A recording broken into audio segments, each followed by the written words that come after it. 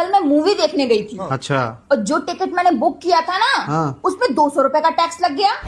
हाँ लग जाता है, जीएसटी पीएसटी लगता है बुक करने पर। और जब ब्रेक आया था मूवी का, इंटरवल, हाँ, उसमें मैंने पॉपकॉर्न खरीदा, उसमें भी टैक्स लग गया। 18% तो लगता ही है। 700-800 से कम का तो आया नहीं होगा पॉपकॉर्न। हाँ। 200-300 का तो वहीं पे टैक्स लग गया।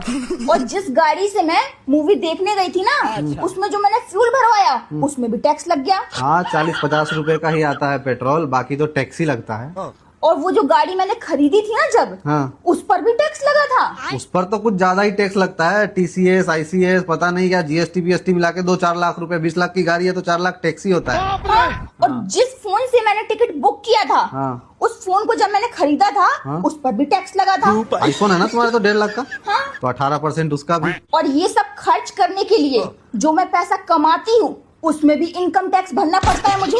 हाँ अगर तुम 1 करोड़ रुपए कमाती हो तो 40 लाख तो गवर्नमेंट ही ले जाएगा। इनकम टैक्स देना पड़ता है।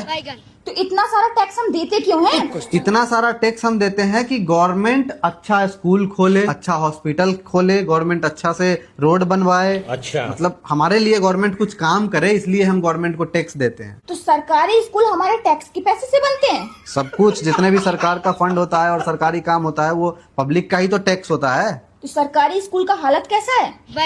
हालत तो थोड़ा है दयनीय। और सरकारी हॉस्पिटल भी हमारे टैक्स से बनता है, हाँ वो भी बनता है हमारे टैक्स से। उसका हालत कैसा है?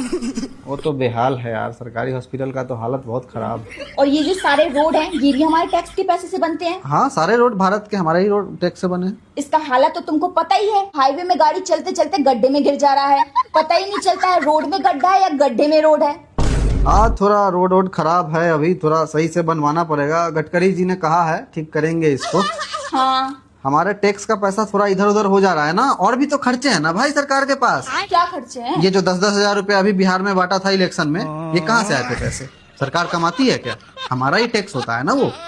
हमारा ही टैक्स का पैसा बांटते हैं वो। बांटते हैं। और अपना जो एड, ये जो प्रचार देखती हो बड़े बड़े बैनर्स पे, मोदी जी का बर्थडे, मतलब जो भी है, नेताओं का बर्थडे, नेताओं का बर्थडे का जो बैनर लगता है और प्रमोशन होते हैं, जो एड्स पे 1100 कुछ करोड़ जो खर्च किया है मोदी जी ने अभी, वो 1100 करोड़ कहाँ से आया? हमारा ही तो टैक्स था ना।